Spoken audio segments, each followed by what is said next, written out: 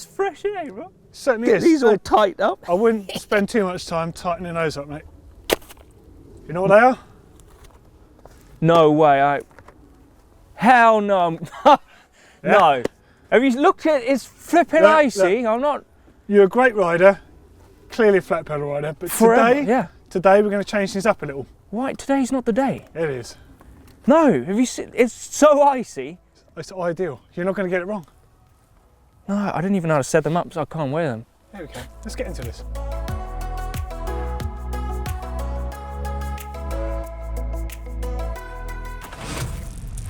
So the flats versus clips is an argument that often comes up in mountain biking. Now, as much as I like riding flat pedals, I've pretty much ridden clips from the beginning, and I absolutely love the way you can be pretty light and agile on the bike, but I don't rely on them for that, so I can switch to flats when I want.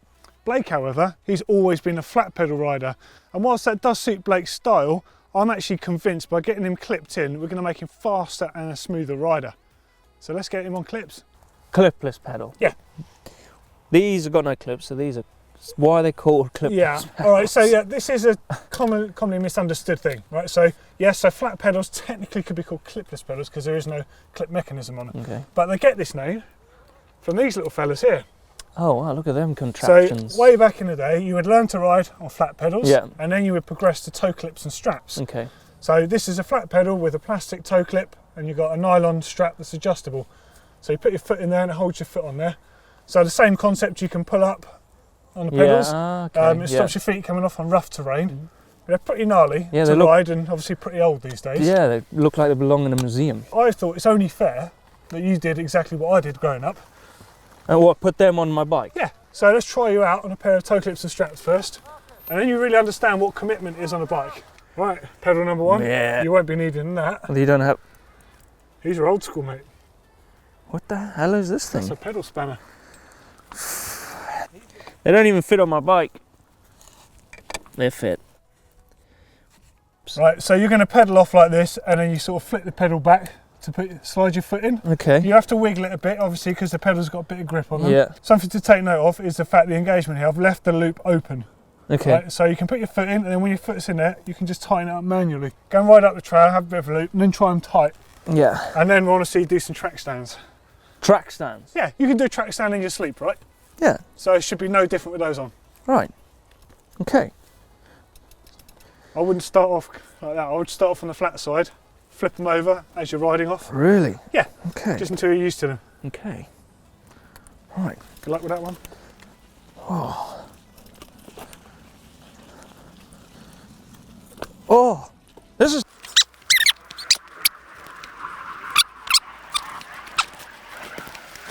So the idea of today is not for Blake to just ride toe clips all day. It's just to get an idea of how terrifying it used to be. Whoa. What do you make of them? They're not bad. Yeah. See, that is something that used to happen quite a lot. And that is why clipless pedals are so good, because they're actually really safe. So people think that when you're attached to the bike, it's dangerous. Yeah. But you're not, because your natural way of getting off the pedals is to the side. That's what I With tried. those, you've got to take your feet out backwards. Yeah. So I think just for a bit of fun while you're still here, let's see you doing a couple of track stands. Right, you good? Not really.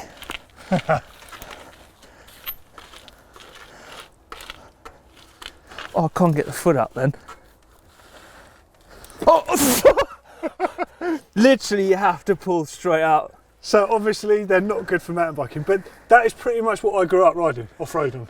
Right, so let's get you on proper clips. Please, because these are dangerous. they're incredible. Yeah. They're so good, and they're only going to accentuate your riding, I think. Okay. So the next significant thing is the fact that you're riding in a dedicated cycling shoe.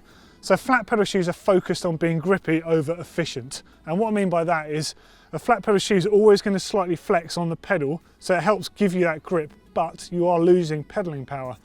A clipless shoe, they're so stiff this way, but they're going to have toe flex for walking off the bike. So when you're connected to those pedals, all of that power through your legs is driving straight into the transmission and to your back wheel. It's a really efficient way of riding.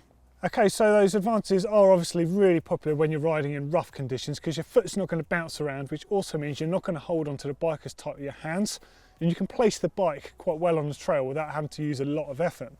But there are a few disadvantages with using clipless pedals, and the first one is the commitment to it basically. You've got to commit in whatever you're riding. If you're riding something rough, loose, wet, a lot of the time on flat pedals it almost doesn't matter until something happens like your wheel slips, because you can just stick your foot out. You've got to kind of pre-plan a little bit with clipless pedals, so you've got to be thinking down the trail a bit about what the bike is doing. The second one is that they can encourage bad habits, and what I mean by that is if you're really good at bunny hopping with flat pedals, like the correct way of bunny hopping, when you get on clips you can get lazy and just use the clips to help you dance around on the bike. Don't let that happen. It is important to be able to ride both sets of pedals. So making sure you've got your cleats set up right in the first place is really important to not only get the best out of your pedals, but to avoid knee injuries. Now this sort of thing does make more of a difference on road bikes where you're in the same position for hour after hour, or if you're using a pedal that's not got much float. And float is the amount of movement you have before you can clip out. Now these particular ones have 15 or 20 degrees, so there's quite a lot, so we've got a lot of movement to play with. But a really good way of finding out if you need to set your cleats up facing at a certain angle is by dangling your legs and just seeing what sort of natural angle your feet are at, and then aiming your cleats straight from there. So Blake's right foot, I'm guessing from an injury in the past, leans slightly into the left, whereas your left foot looks fairly straightforward. Yep. So we're just going to take that into account with the cleats. And the other thing is where you put your cleats fore and aft in the cleat slot. Now, the most efficient one for pedalling is directly under the ball of your foot. So that is this part of your foot here, and on Blake, roughly where this little blue mark is on his flat pedal shoes there. Now the reason for that is because it's the best point for power transfer, and it's also a really efficient position for using your calf muscle. But seeing as he rides a lot of flat pedals, he tends to run his feet a little bit further forwards on the pedal, i.e. so the cleat, we're actually going to run it a little bit further back to simulate that feeling of the flat pedal. Give it a good base position. A little bit behind the ball. Yeah, and then we'll take it from there. But it's always good to have a sort of a ballpark setting. Get your cleats on. I recommend using a tiny bit of thread lock because they do rattle loose, and it also stops the threads corroding.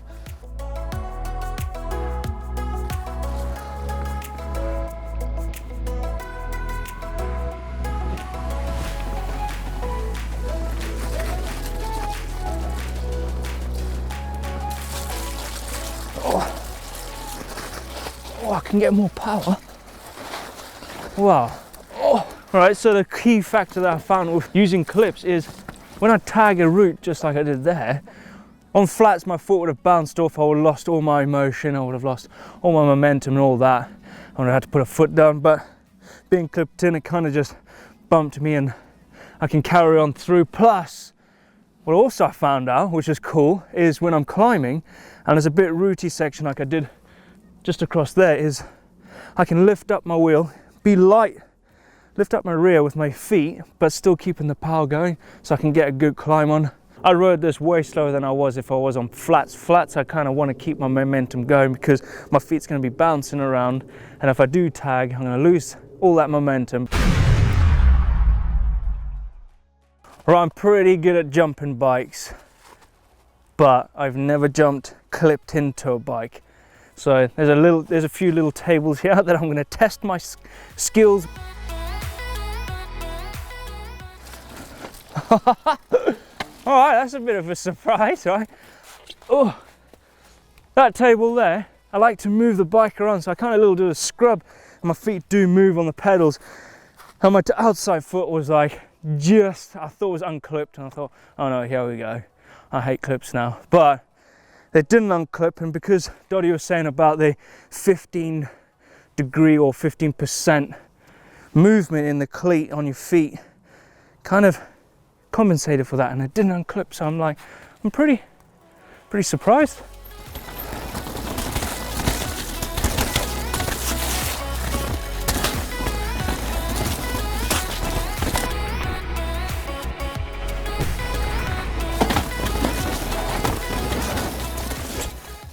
Oh wow.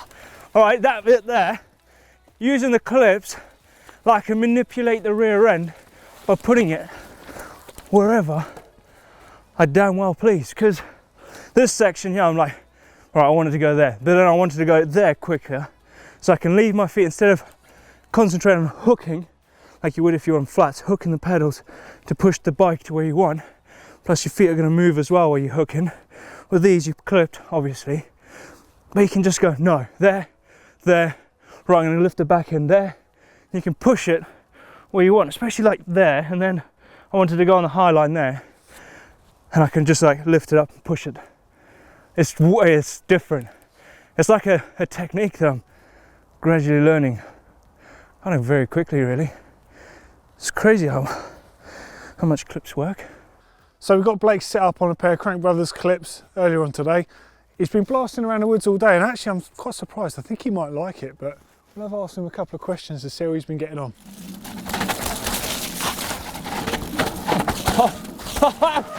That was so good, that. Whoa! So you've obviously still got a few things to master. You're not going to get this overnight. Oh, no way. What did you reckon though?